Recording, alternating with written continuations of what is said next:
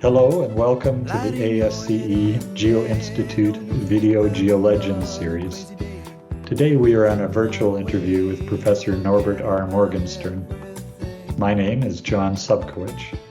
I have the honor today to have a conversation with Nordie about his life and career. My relationship with Nordie goes back to the late 1970s when I was a young PhD student under his supervision at the University of Alberta. Since then, we have worked together on a number of projects and geotechnical review boards. He has continued to be a mentor and friend through all that time. Before we start our conversation today, I would like to provide an introduction to Dr. Morgenstern, taken partly from the Geo-Legends article in the November-December 2017 issue of the Geostrata magazine, and partly from the science.ca website. Norbert R. Morgenstern, or Nordie as he is known to friends, family, and colleagues, is a distinguished civil and geotechnical engineer. He has received some of the highest honors in his field, including the Walter Huber Engineering Research Prize from the American Society of Civil Engineers in 1971, the Leggett Medal, the highest award of the Canadian Geotechnical Society in 1979, the Rankine Lecture from the British Geotechnical Society, 1981. He became a member of the Alberta Order of Excellence in 1991, gave the Terzaghi Lecture from the American Society of Civil Engineering in 1992, and became a member of the Order of Canada in 2000. He received the Killam Prize in 2001, the Sir John Kennedy Medal in 2003, and the Seed Medal from the American Society of Civil Engineering in 2011. Dr. Morgenstern is also a Fellow of the Royal Society of Canada and of the Canadian Academy of Engineering, a Foreign Fellow of the Indian Academy of Engineering, a Foreign Member of the UK Royal Academy of Engineering, and a Foreign Associate of the US National Academy of Engineering. He has helped agencies and owners all over the world to design dams subjected to difficult conditions and to evaluate and remediate slopes subjected to landsliding. Dr. Morgenstern was born in Toronto, Ontario, Canada. He graduated from the University of Toronto in 1956 with a Bachelor of Applied Science degree in Civil Engineering. He was awarded the Athlone Fellowship for postgraduate studies in the United Kingdom and departed for London to study soil mechanics at the Imperial College of Science and Technology at the University of London. He received his PhD in soil mechanics from that institution in 1964. He soon advanced to a faculty member, starting as a research assistant in 1958 and then a lecturer 2 years later. He stayed at Imperial College for another 8 years, teaching, researching, and sharpening the skills that would eventually lead to an outstanding career as a consultant in applied earth sciences. Dr. Morgenstern returned to Canada in 1968 as a professor of civil engineering at the University of Alberta. There, he established one of the leading geotechnical schools in North America, attracting top specialists and talented graduate students from Canada and abroad. Dr. Morgenstern always refused to conduct safe academic research. He put himself, his colleagues, and his students right in the middle of the major geotechnical challenges that Canada faced at that time: the Arctic, the Beaufort Sea, and the Alberta oil sands and mines. During his 31-year teaching career, he mentored and supervised 23 master's and 45 PhD students. Dr. Morgenstern retired from active teaching in 1999, but continues to lecture at the undergraduate level to stay involved in the geotechnical graduate and research programs at the University of Alberta, and to support associates in his geotechnical consulting. Nordie, thanks for joining this conversation today. We've agreed on a set of questions to guide us, which we'll follow loosely. Some of these are related to your own life and some to your career. Let's start with the early days. Can you tell us about your early years and what experiences prepared you for your later career and life? Firstly, John, thank you for your generous words of introduction. My growing up was fairly conventional. My family emigrated to Canada, I guess, sometime in the late 20s, and my father began working in construction and ultimately developed a tile contracting company and moved into house building later on. And I guess the family went from having originally had little to basically having a fairly middle-class existence of a comfortable home, a sort of a sense of striving, and I guess part of the culture I inhabited was to continue to work hard and honor the family values was something that I carried through from the early days. So there was nothing exceptional. It was a healthy schooling, a healthy playtime, and great comfort at home. So how did you meet your wife, Nordie, and what attracted you to her? She's not here just now. When I went, as you noted, I went to the UK under Athlone Fellowship with a very good friend of mine, and he had a girlfriend at the time. And Patty, my wife, came to London a year later with his girlfriend.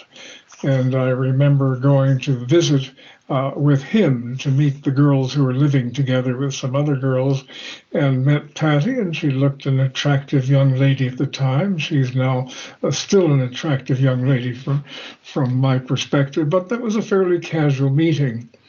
And about later that year, perhaps the year in the following year, we were at a party one evening. These were graduate student days, lots of good times and parties and so on. And there she was again.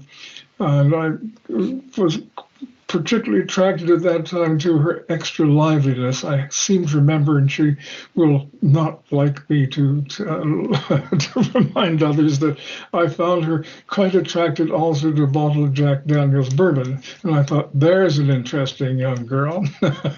We were all young. And that was the beginning of what became a more personal and growing wonderful involvement. So those were the initial days, and then that ultimately, of course, culminated in marriage a few years later. Well, you're certainly a good match for one another. She's a wonderful lady. But do you have a favorite story about her that you like to leak out to everybody? Well, one of the stories that continue to sort of pull her leg about.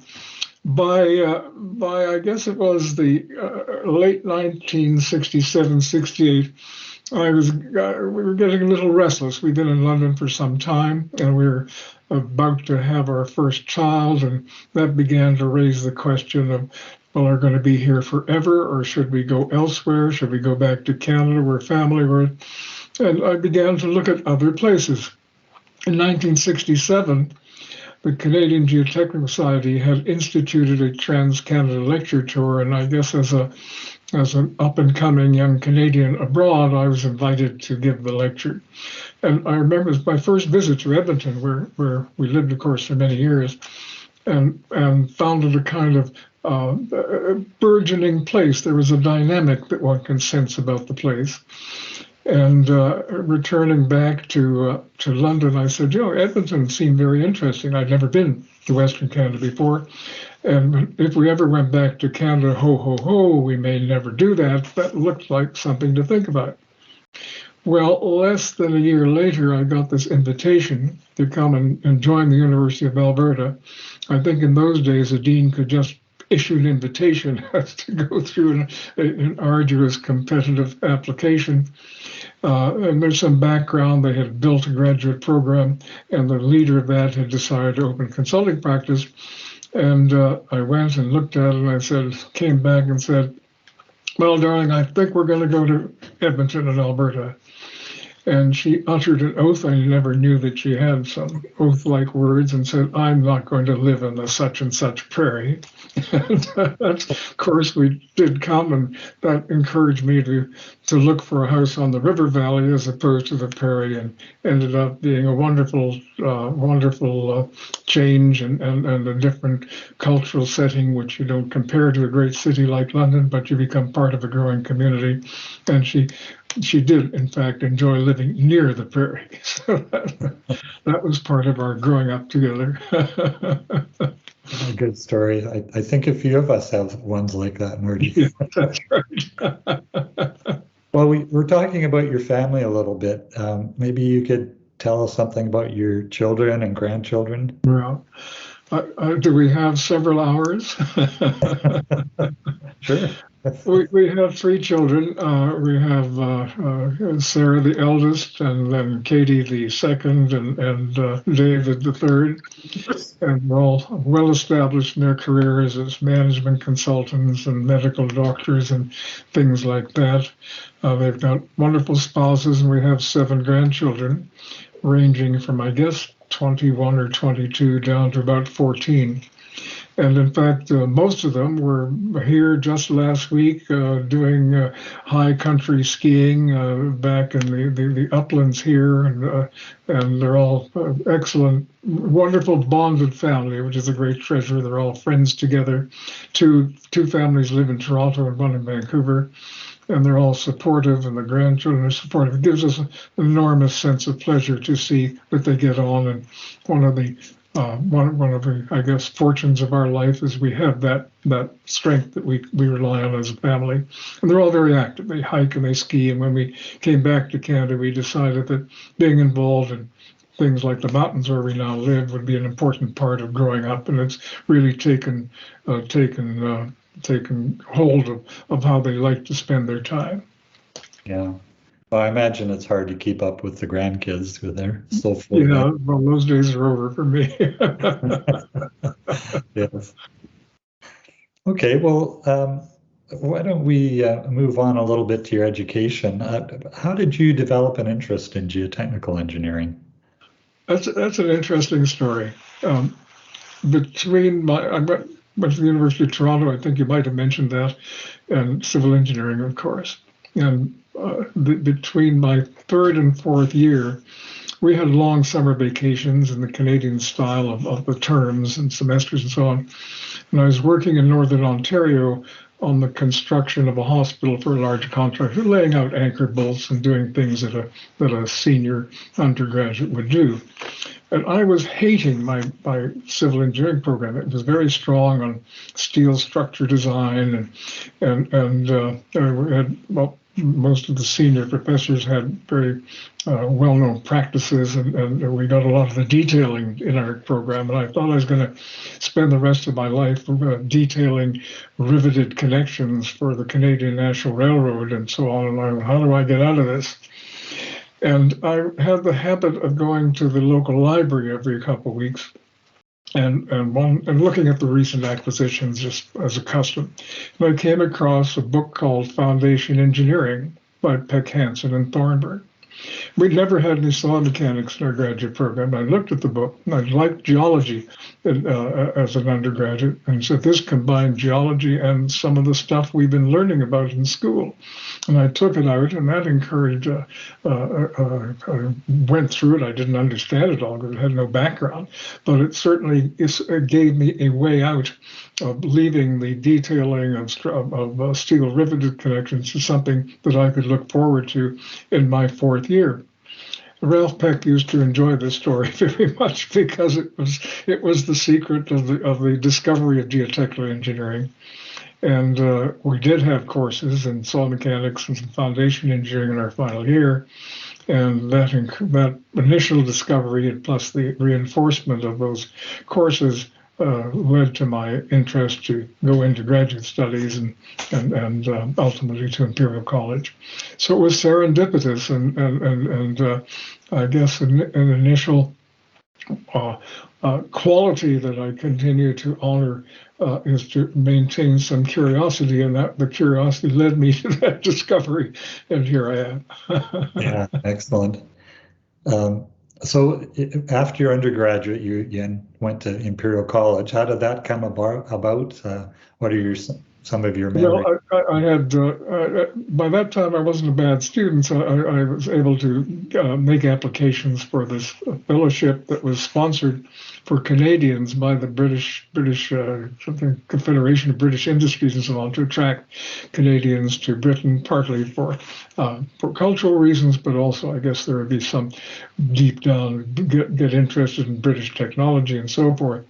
And so I applied for that. I was also applying to the leading schools like University of Illinois and I think MIT at the time, because people told me they were the places to go.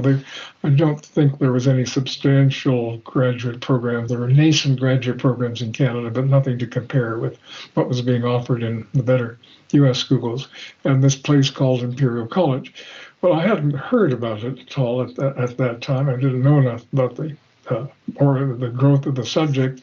And it became very attractive to me because it would also be a jumping off place to visit Europe and all the kind of things you like to do after you graduated. So that was in a sense serendipitous as well, because I was launched into what was the premier place for the advance of the subject. And that, of course, transformed and created, if you will, my career.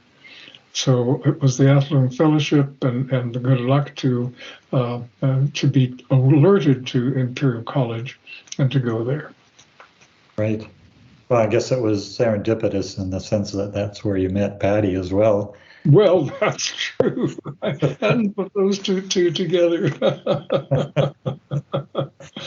Yeah. So who were your mentors at Imperial College, and what did you learn? Well, at that time, Professor Skempton was the lead, and Alan Bishop, who became my thesis supervisor, Bob Gibson of distinction for analytical work, was there, and the fourth was David Henkel, a co-author of the famous book on the Traxel test, Bishop and Henkel. So those were the four staff members that created the program and created the sense of excellence of everything they did.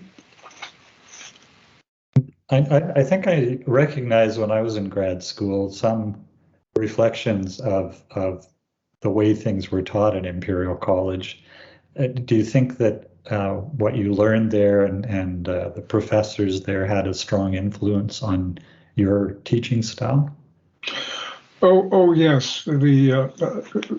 Firstly, the course that I did initially was, I guess you'd call it today, a Master of Engineering without Research, the DIC, Diploma of Imperial College, which was coursework only, and had a balance of theory and practice. It created the fundamentals with lots of illustrations from practice, because Skempton and Bishop and the others were much involved in guiding some of the leading consultants in London and elsewhere at the time.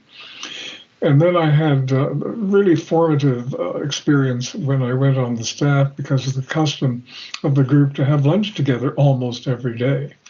And I was the young, by I guess 1960, I was on the staff as a lecturer, and I would be invited to join them for lunch, and these were just full of the most insightful observations and stories from jobs and discussion about drained behavior and undrained behavior. It was the beginning of the transformation of concepts of effective stress into practice, through Bishop's work on stability and the stuff coming out of experimentally and so on. So it was a very formative time. And I was able to be the junior invited to participate in those formative occasions. I think I still smoked at that time, and Skempton was always cadging cigarettes. It was an honor to give him one.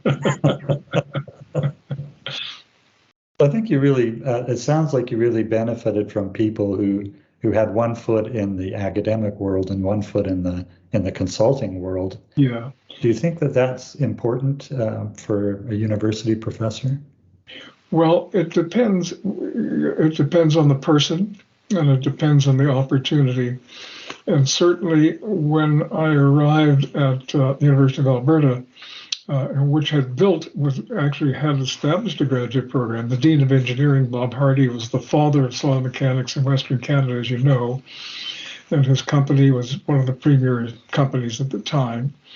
The opening that I had stepped into an established lab because the past person who, if you like, the young person who was leading the growth of the program had decided to develop a consulting company, which he did with great skill. And I was able to take over, or invited to take over the seeds that he built, and there were a couple of the members on staff who were welcoming. And when I thought, well, what are we going to do here? Certainly, it was not my skill, though I had some analytical capacity to be the leading theoretical skill. And I knew I didn't have the experimental innovation that Alan Bishop had, who was a wonderful person in developing laboratory techniques to a very high standard.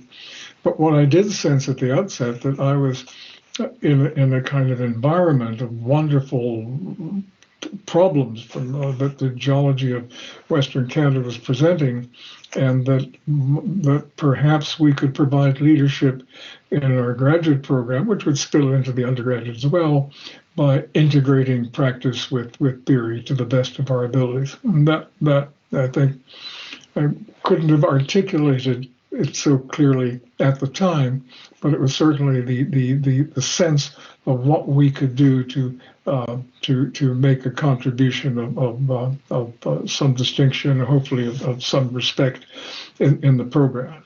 And we set about to do that in building the program as various members of staff, new members of staff came, and this was the culture, it's often, if you're it's not, I guess in hindsight, easy to do if you've got the opportunities in terms of an active set of problems around you, which was a plethora of things to get into, as you mentioned in the introduction. And in some places you may be a little more remote and may be difficult, but that was our culture, and I think I brought that both in terms of developing the academic program and developing the kind of conversations that we all used to have throughout the program, and I like to think it still exists in the successors who are in the program today, though under these COVID days it's not so easy to do. Yes, yeah. Well, I think I've been aware as a graduate student, and then more appreciative over the years, of how you reach out to industry and sort of recognize the major issues that they are having, and you're partly helping them to, giving advice and helping them to solve those problems through consulting, but you're also have an eye open for what can the university do, which of those subjects and problems can be brought into the university environment and research there, and how can you put your graduate students to work on those issues, and that seems to be. I'm just reinforcing what you're saying. I think it was one of the hallmarks of how you operated as a professor at the university. Well, I appreciate that summary, because that's certainly always been part of the way I've worked with the components of industry that I've had the pleasure to be with. What's special about your problems that we can help you with, both setting aside the consulting side in terms of the intellectual growth of understanding the issues. And I've been, if you like, blessed by being confronted with classes of problems that were begging out for solution, whether it was the Arctic, the oil sands, clay shales, and a whole bunch of other things. Yeah. Do you think, I think part of the equation as well is having clients that are fairly knowledgeable and sophisticated and understand that there's a long-term game afoot, and that they need to put some thought and energy and money into researching particular issues. Do you think that is a function of working a lot with resource companies, or why do you think that came to pass? That's an interesting observation and question. I think that I think what you say is correct. They have to be equally curious as opposed to being rule-driven. They have to have I don't think we're ever expensive to support research, but they have to see it as an investment as opposed to a donation. And but I think they have to have a sense of growth, that they're not going to grow by doing things that are in handbooks and the like. That becomes commoditized, and that isn't the future for professional growth. And it wasn't. Not always was it major oil companies and the like that were part of this. Some were consultants that cared about how to get into the world of progressive failure and clay shales and the responsibilities they were taking on, if you like, less exotic problems because they were abundant. Yeah. Did you feel I don't know what, driven or an obligation to sort of raise the level of practice in Alberta with the consultants? Well, not so much raise it, but to share in its deeper understanding from the, if you like, the culture that I imbibed while I was with Imperial College, because this was just in the way things were done there. So I just kind of transformed that into a style and hoped that might take off, and ultimately it did. But you know, I came with the sense we're going to build a lot of dams in Western Canada. There were plans to devote water from northern watersheds to southern. We had clay shales all around, which have always been troublesome and challenging. So we had landslide issues. There was urbanization going on, so the buildings were getting bigger. So there were settlements on things other than the London clay, which I'd spent some years on, and even tunneling in the city of Edmonton was active. And so all of those, and I didn't anticipate within a few years we'd have the Arctic and all the thaw consolidation and pipeline issues, the oil sands and other. So there was a plethora of issues. Del Fredlin joined us. We developed a program of unsaturated soils, which he took off and developed a wonderful career and so on. So we were all working very hard with enthusiasm for obvious reasons. Yeah, well, and I think over time, as various of your graduate students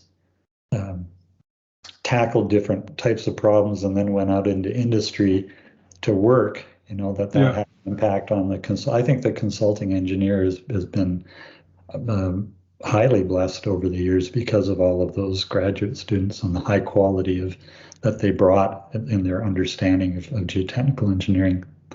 I just wanted to step back to a memory I have, an early memory of you.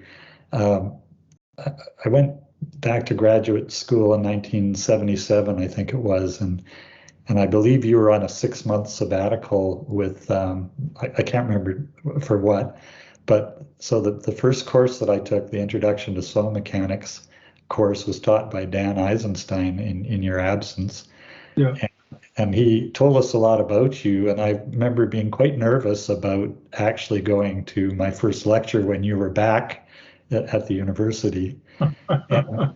It became evident really very early on that you like to challenge your students. And I recall maybe the second or third lecture, you asked somebody a question, and they said, well, I don't know. And so then you said, you didn't just take "I don't know" as an answer.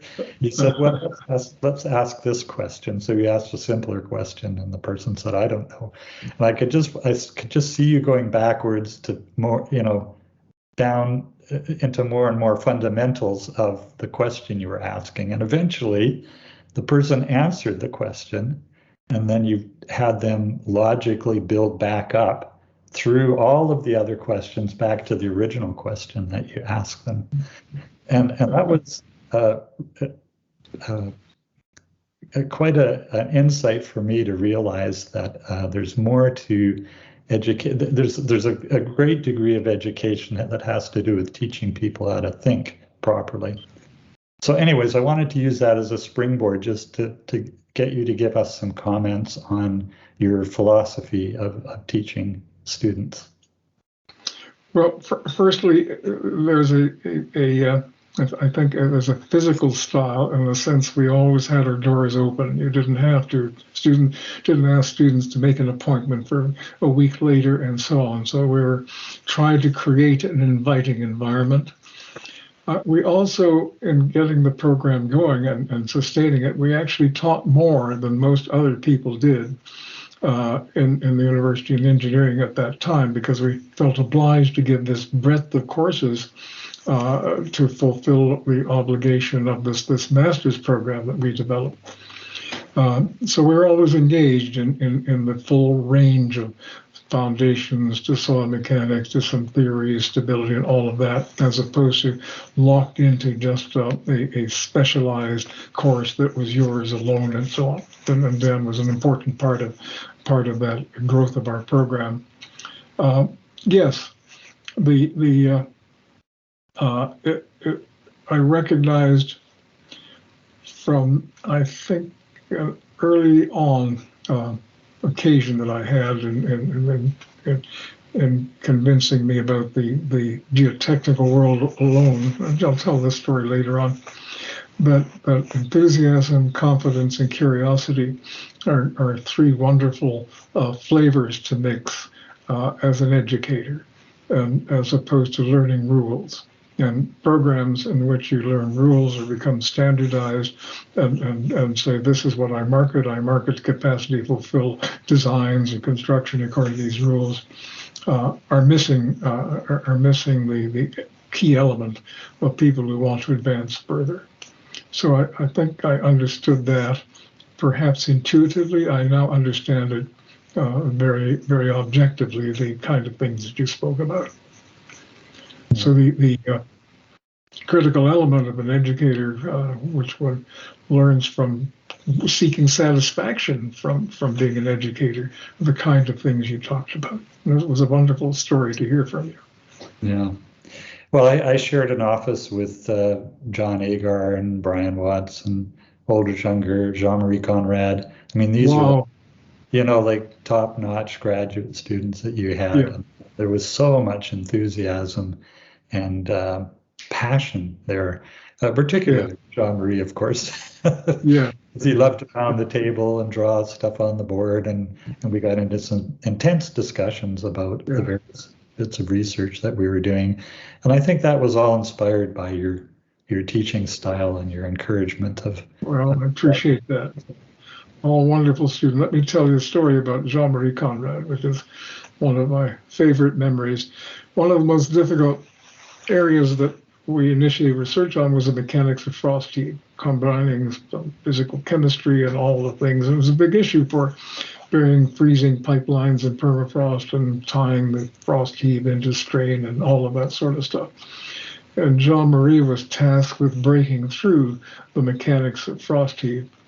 There was lots of empirical stuff for highway work, but none predictive for other environments. And he worked very hard. And I remember him coming in with great enthusiasm one Friday afternoon saying, I've solved the problem. And I expressed great enthusiasm as well and said, well, tell me about it. And he said, I'll see you on Monday, which he did. That's a favorite story that we shared. Yeah, and that became the segregation potential, which became an important stepping stone for the mechanics of frost heaves. Well, I know we don't have time to talk about all your grad students, and I don't necessarily want to be selective, but do you have one or two favorite stories of other discoveries like that, or just memories of some of your grad students? Well, in the 70s, we were working through permafrost areas a lot, which required not just, if you like, a physical geography sense, but actually getting field work. We had developed some theories of landslides and so on. So, and in those days, I think we were not, if you like, obliged to be as safety conscious and insurance conscious as one would be in terms of research today, at least in the Canadian University. So, for example, our good friend Ed McRoberts, for his PhD, took on the task of making sense out of landslides in permafrost, which meant doing a cruise, or getting boat and going up the Mackenzie Valley for the summer and stopping and mapping and doing the stratigraphy and so forth, camping out and all of that is the field work. And we would then, some of us would take turns meeting Ed where one could fly in and sharing a bottle of whiskey over a few days and carry him out and help with the mapping. Then another good friend, Wayne Savigny, who developed a wonderful consulting company, also set off on the other side of the river a year or two later with a drill rig and worked through the permafrost to drill some sites of ice-rich permafrost as we were trying to understand the creep of these materials. And then we had Harry Mittel, who began our work on tailings behavior in the middle 70s, went off and developed a kind of harpoon piezometer, which he would get a boat and go off on the tailings pond, which you wouldn't be allowed to do today, and threw this in and began to measure first under consolidation in the field in some of the deposits that were being placed at high rates of deposition.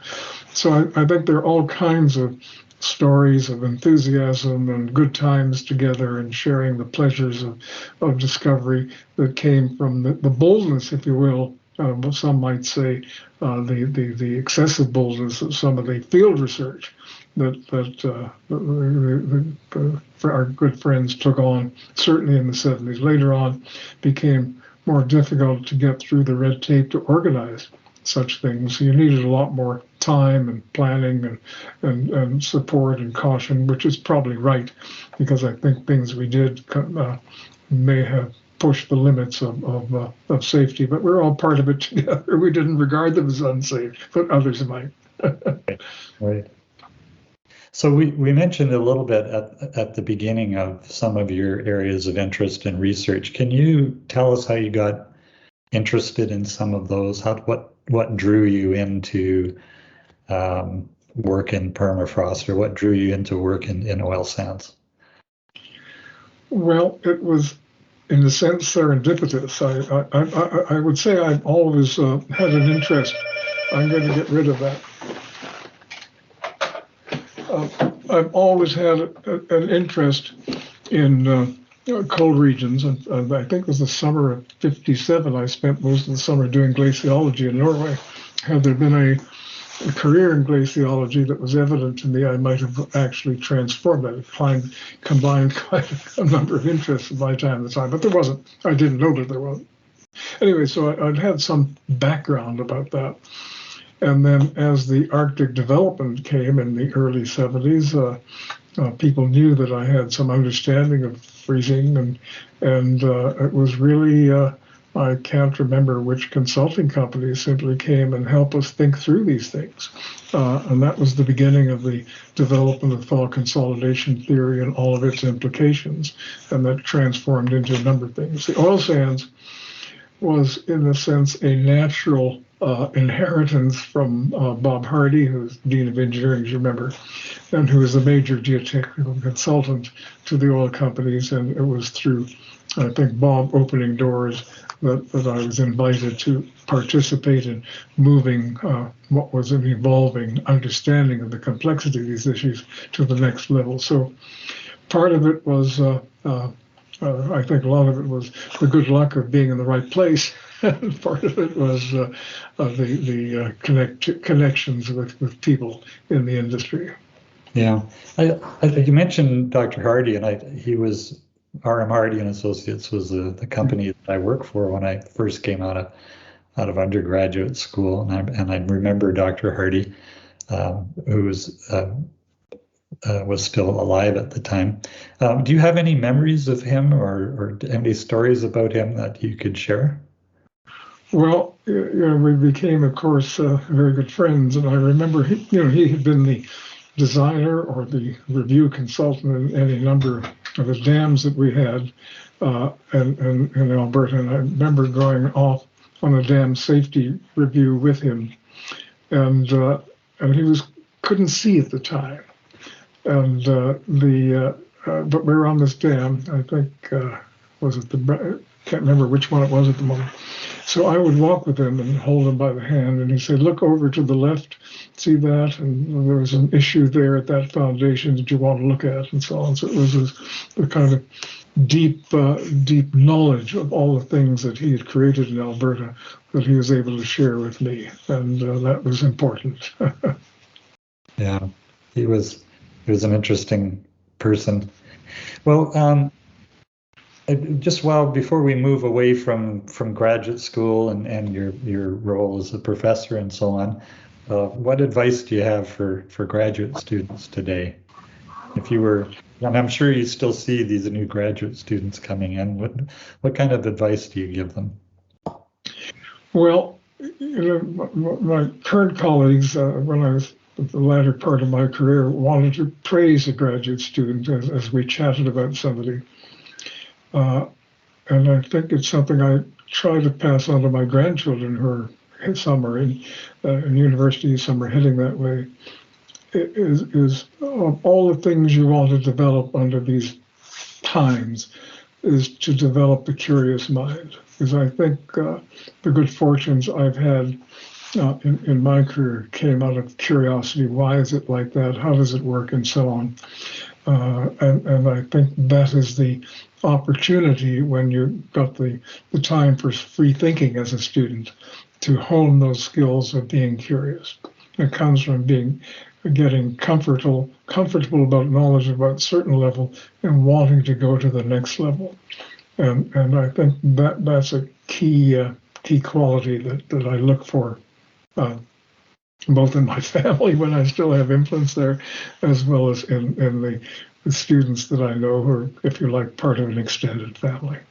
Yes, I think that's a real legacy that we can give to those around us, whether family or friends or whatever, this passion for education and curiosity. I remember Ed McRoberts said one time in a review board meeting, people had a number of questions on the board, and his comment was, well, before you can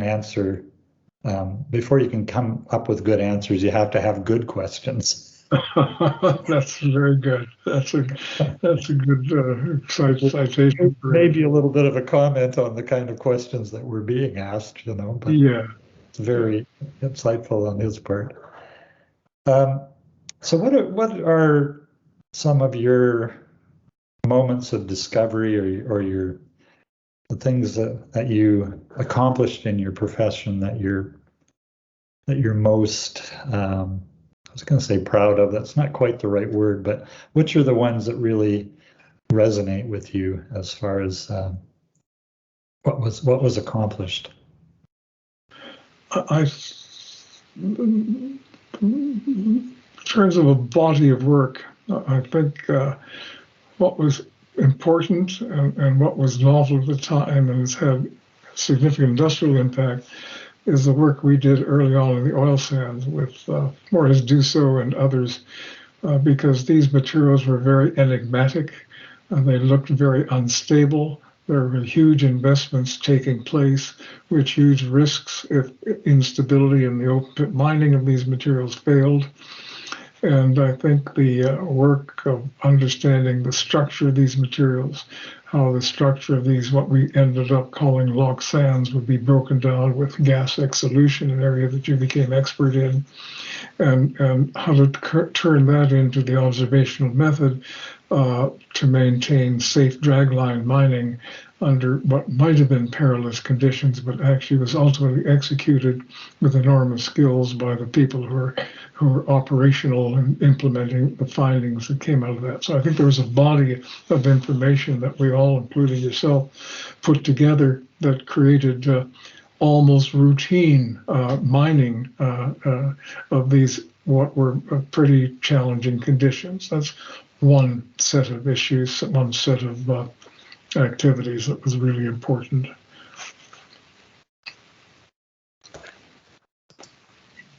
Are there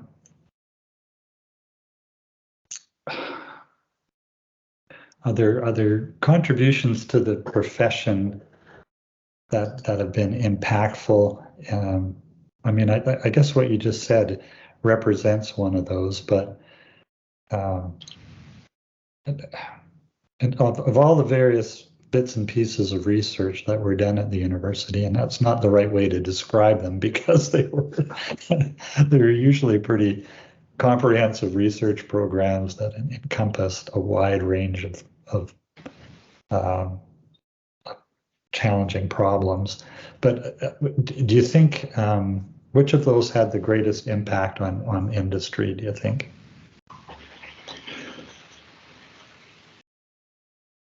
I think one of sustaining impact and became an important learning for me, and the components that sustain it are in evolution today, and influence a little bit where we're going as a profession on major projects, had to do with the inability to understand, this is going back to the early 80s, how, let's say, an excavation might turn it, what looks like otherwise having good factor safety, would actually turn into a risk because of progressive failure.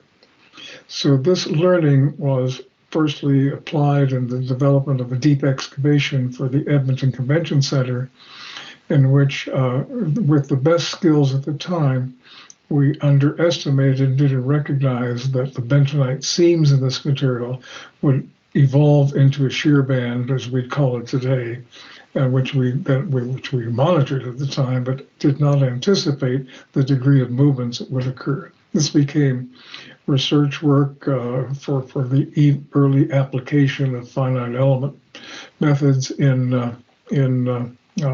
with progressive failure, and has morphed increasingly into performance-based design, which is something that I am promoting very aggressively because of the large number of failures in tailings dams that I've been involved in of late. So it was, if you like, it was an important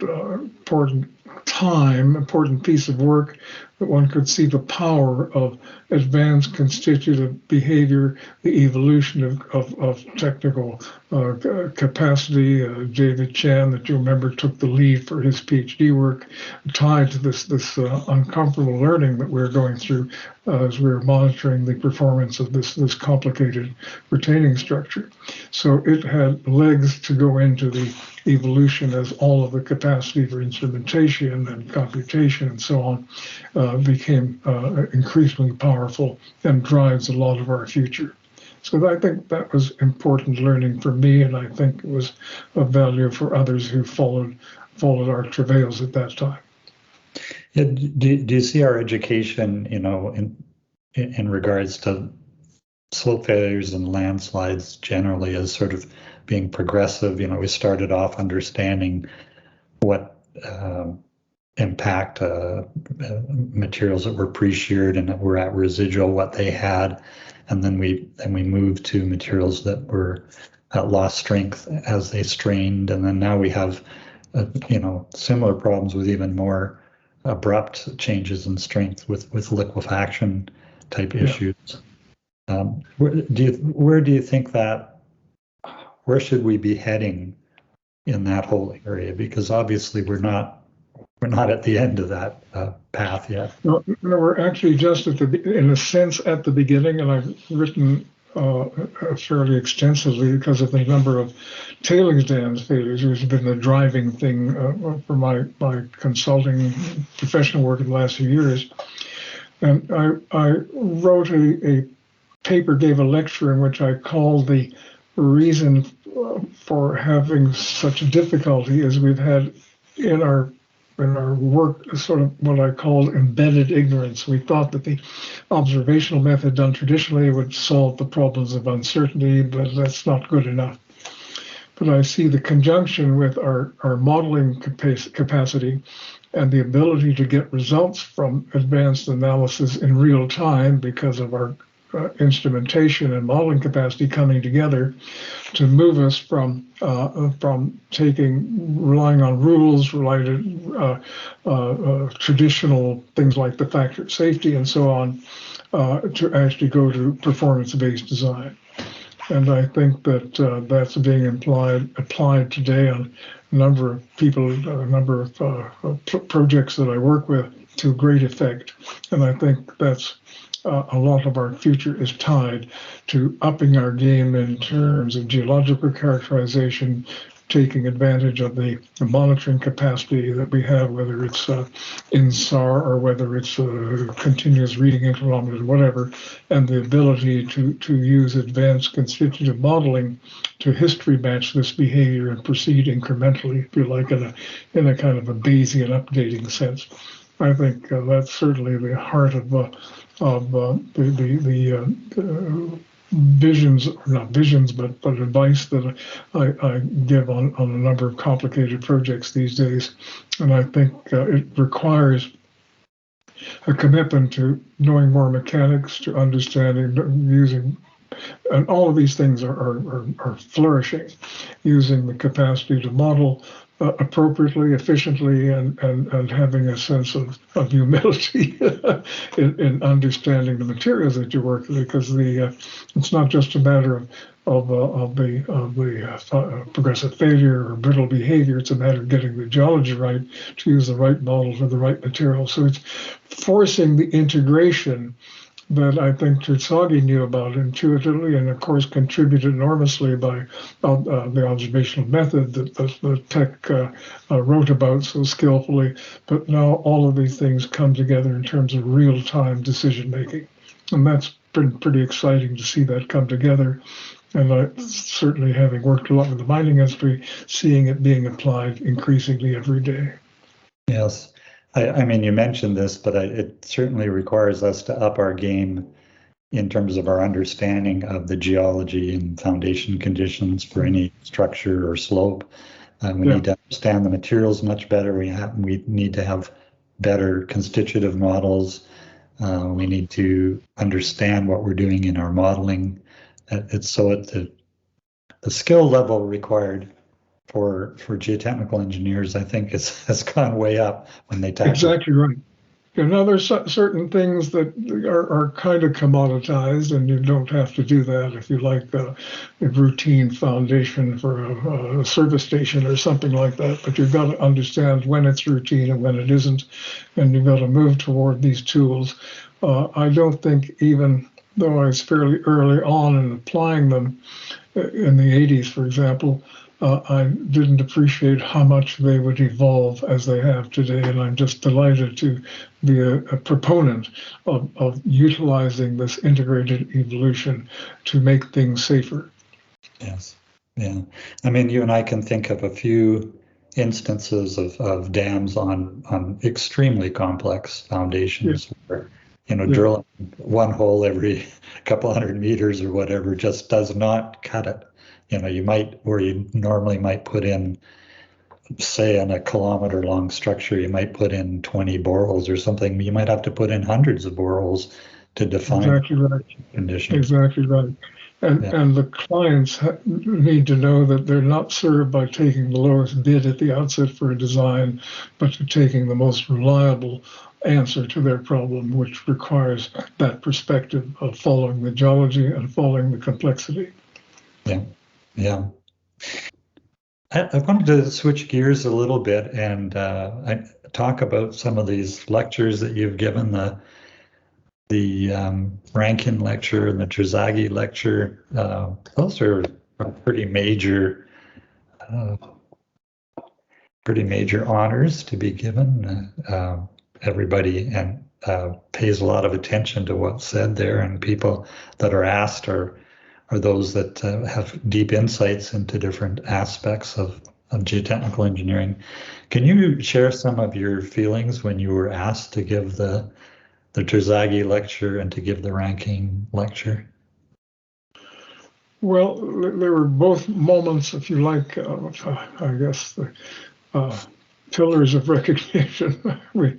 I was asked to give the Rankin lecture in 1981, and the person who offered the vote of thanks, if you like, at the end of the lecture, really captured a lot of what we had done at that time. Alan May, who was a leader in practice in London at the time in soil mechanics, made a point of observing how one can capture the problems of one's region for international significance when he offered the vote of thanks. So that was the, if you like, the integration of frontier geotechnical work. I think the title uses some words like that of the permafrost and lava sands and stuff that we've been talking about. So that was I guess a vote of recognition in the sophisticated environment of the United Kingdom, and that was a welcome occasion. Similarly, in the Terzaghi lecture, which dealt with the early days of progressive failure concerns and the localization of failure and some of the microstructural observations we're making, was content that was appreciated. But also the recognition of that, if you like, leading lecture in our subject was very much welcomed by myself and my colleagues to receive that vote from the American Society of Civil Engineers. So they were both pivotal, if you like, milestones of recognition for which I'm still exceedingly grateful. I remember a paper that you gave at the International Oil Sands Tailings Conference a few years ago, which might have actually had a few people up in arms and walking out because you introduced an idea that was totally sensible, but that worked against their strongly held beliefs.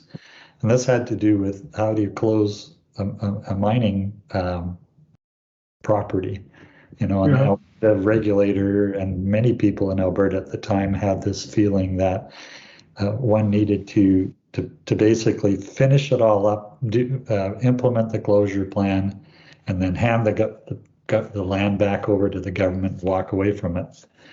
And as we know, that can be very challenging and can be very expensive, and sometimes might even preclude developing a property if you fully appreciated all the costs of doing that, exactly that.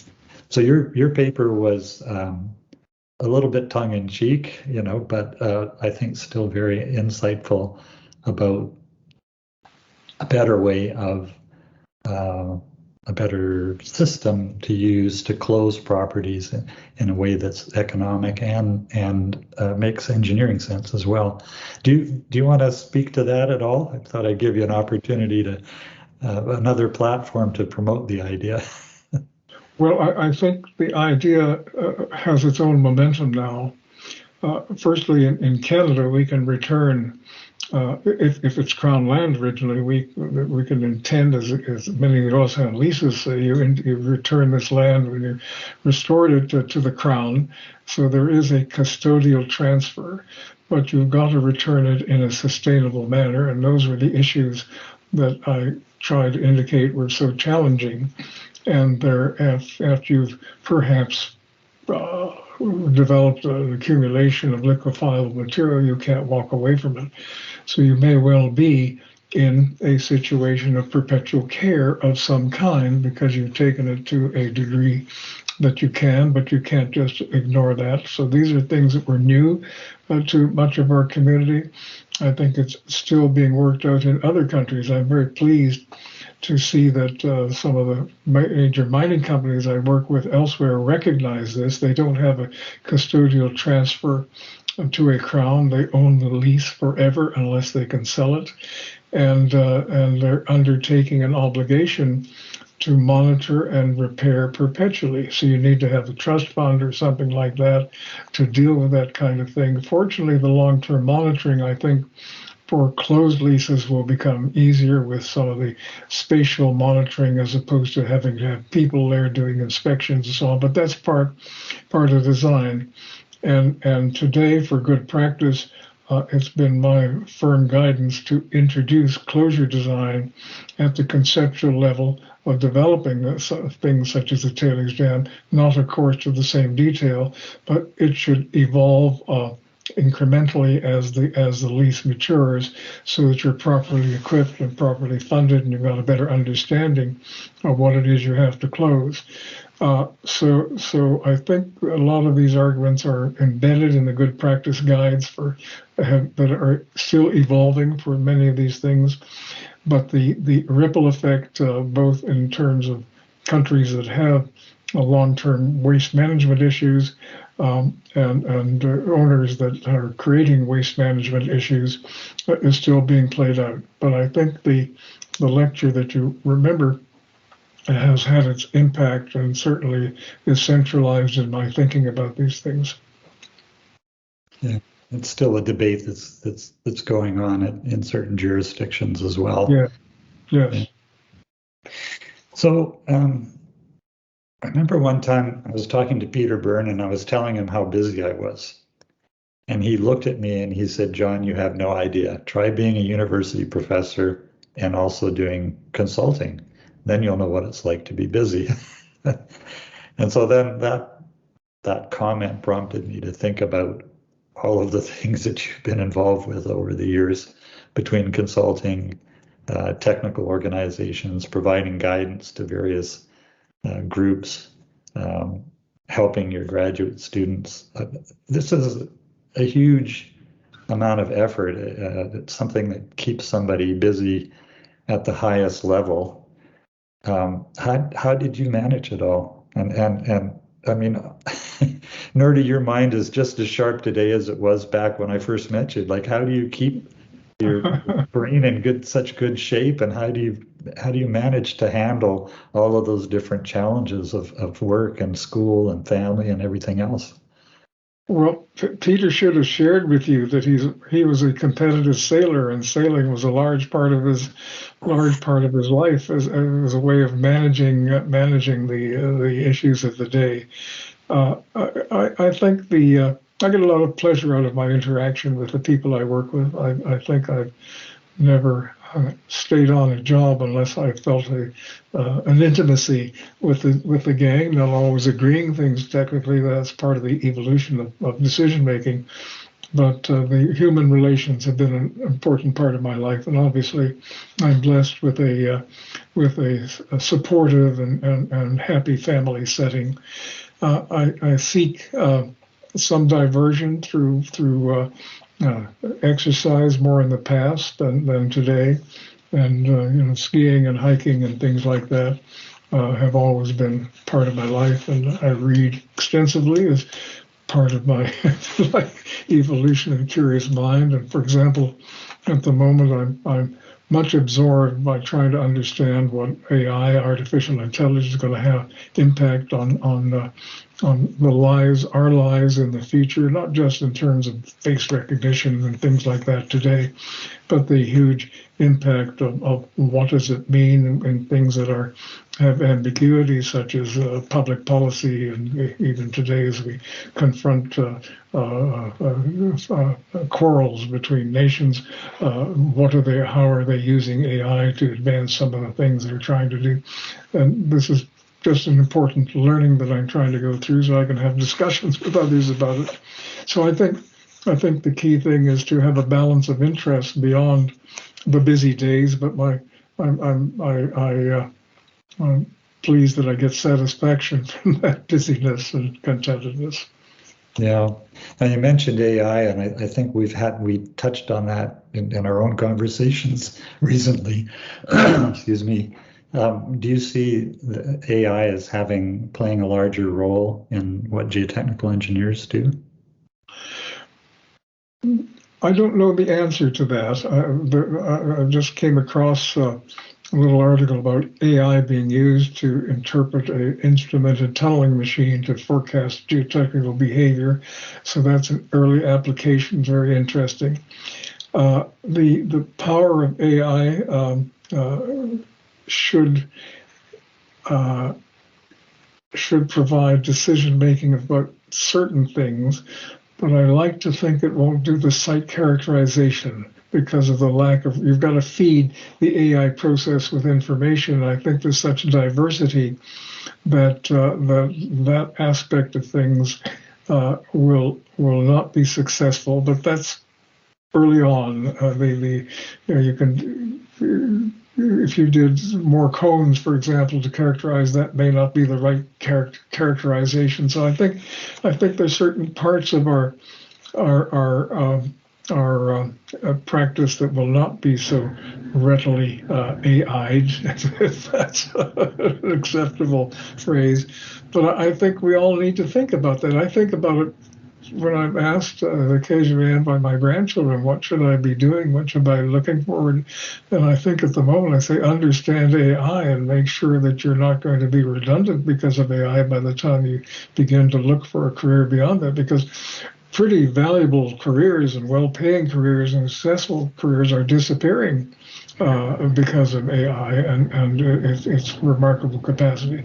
So I think answering that question, both in terms of our work and in terms of the future of our families, is an important ongoing conversation and learning. And I'm just in the early stages of being impressed by the number of imponderables and the rapidity with which this technology is impacting. I must tell a little funny story. When I first arrived at the University of Alberta, I think during that year, the second year, I met a person who was teaching trying to teach a machine to play chess.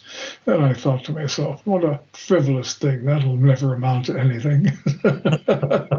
And he became very well known and very successful for his achievements and his ambition at that time. So one shouldn't underestimate AI and its evolution, and I'm just trying to understand that. Yeah, and it's become much more complex nowadays, where it's absolutely. Not set of instructions, but we don't actually know what these AI systems are doing inside. And that's where the challenge is, to get a sense of what they know better than we know, so to speak, right? Or can perform better than we can. I mean, their knowledge is different. So anyways, that's the issue, a big issue of our times.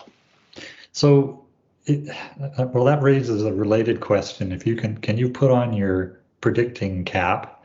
If you had to look 25 or 50 years down the road, where do you think geotechnical engineering will be, and what will be what will geotechnical engineers be doing, and what set of skills will they need? Well, there is a program within the International Society of Soil Mechanics at the moment to do what's it called? Anyways, 50 years as it's got a certain name. And as a past president, the past presidents have got asked to give certain components of where we're going to be. Oh, capsule. There'll be a time capsule project. And for their contribution to the capsule, and other components of the organization are doing that, technical committees. And I'm just putting together a presentation of with a title likely to be From Certainty to Uncertainty in 60 Years. Because when I began my career after graduating and beginning to practice a little bit, there are a lot of rules you follow, certain prescribed factors of safety, certain test procedures, and so on. So that was the world of certainty. And by about 10 years later, I began to get involved in projects in which I'd followed the rules, followed the codes, and things didn't work. And that example of the onset of progressive failure at a convention center excavation was an example of uncertainty, and the uncertainties have compounded in parts of our practice.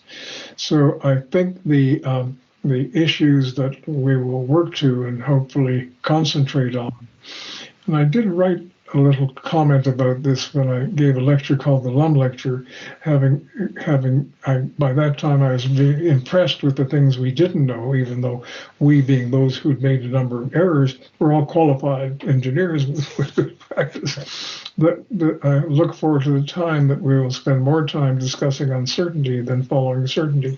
And that's going to be the heart of this presentation. So I think and that ties a little bit with the performance-based design as a way of minimizing uncertainty. So I think the generic or the broader path that we'll all be on will be have we whipped the uncertainty associated with this assignment, whether it comes from geological complexity, behavioral complexity, construction complexity, and all of that, because they all embrace certain degrees of uncertainty, and if you don't knock them on the head to irrelevance, then you're running risks of failure, of course, which is the worst things that can happen, or inadequate performance, which is may have safety issues or certainly could have monetary issues. So I think the thrust will be along that line. Right. So just I wanted to move into into a more personal area here. What do you enjoy doing in your leisure time these days? Well, at the moment I'm a little getting through some mobility issues, but certainly I enjoy the walking and the hiking, and not too long ago the skiing, but those days are behind me, and that I think the natural environment, coupled perhaps with family engagements, give at my age the greatest satisfactions. Yeah. And do you have Jim mentioned before the interview having a bucket list. Do you have a bucket list of things that you like to accomplish? Well, I like to catch a few more fish. I do a little fishing at our river, which the Bow, and Yes. I catch very few, and they're very small, but I've decided the action is more the fishing than the catching. If you like, it's the spirituality of having a fly in the mountains. Well, you certainly love fly fishing, don't you? That probably I'm not very good at it. Well, it probably contributed to to some of this staying unbalanced. Yeah, and lots of things involve the natural environment. We live here now with mountains at our side, and I get great pleasures out of just being here and participating in that environment. Yeah. So what are, we've talked a lot about, I guess, things we could pass on to other geotechnical engineers.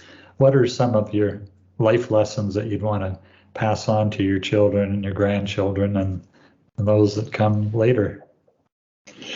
Well, I've spoken, of course, about maintaining curiosity, but I can't say that I've done enough of this, but I think community involvement is also a very healthy habit to get into, donation of time and whether it's a professional society or a local activity and so on. I know my wife has been very involved throughout her years in that sort of thing, and it's given us a more, if you like, holistic understanding of who we are and how we can have some impact. We're blessed in terms of so far good health and capacity to help others. And maybe we should have done more and hope to do more. But I think that's another value to look forward to. Yeah, it's a balance. Very much involved in that, as you know. Yes, well, it's a balance we all try to strike in our lives. Exactly, yeah. So what, just a final question, what would you most like your friends and your family to remember about you? Oh, I think that he had good values, and he helped others to share those values and set some standards for others to improve upon. I think that, in a nutshell, would make me spiritually happy. Yes. I always told my own kids, you've got to improve upon, every generation needs to improve upon, learn from the elders and improve upon that. Yeah, I think important. I would share that. Yeah. Well, Nordie, thank you very much. I really appreciate the time to have a conversation with you, and I hope that some of what you've shared will be, well, I know it will be a benefit to other people. I hope they'll enjoy the conversation and get a feeling for your wonderful spirit and just a very kind and and good person that you are. I guess I just want to say a couple of closing remarks here. Dr. Morgenstern's former students remember him as a great teacher who was always available and always ready to listen and to help. I remember one time he came into this room that we were in with the department chair, and he just looked around the room, and then he pointed his hand at the ceiling and he said, "Sure, there's lots of room for more desks in here. You could hang them from the ceiling." Dr. Morgenstern was always thoughtful of his graduate students, and that's one of the reasons that we like him so much. His insights into difficult questions have cut through the fog of vexing research challenges for many students and provided much needed direction in their work. Dr. Morgenstern's colleagues know him as a richly knowledgeable and experienced engineer with a keen nose for understanding and solving problems, and an overarching vision that has guided our profession for many years. He lives life to the fullest, whether with his family or with his colleagues. I personally have enjoyed many evening dinners after geotechnical review board meetings in conversation with Nordie and other senior colleagues, laughing and learning from his many excellent stories of past projects. Nordie, it's been a highly enjoyable experience to work with you over the years, and I feel privileged to have known you both as a graduate student supervisor and then later as a work colleague. I know it was almost impossible for me to make the leap from calling you Dr. Morgenstern to Nordie, but I'm glad you convinced me to do so. I'm sure all of your colleagues and former students will join me in thanking you for your dedication to the geotechnical engineering profession and for providing really visionary leadership. Your efforts will echo down through the generations, benefiting many as yet unborn geotechnical engineers long after all of us are gone. You're one of those giants on whose shoulders all of us stand.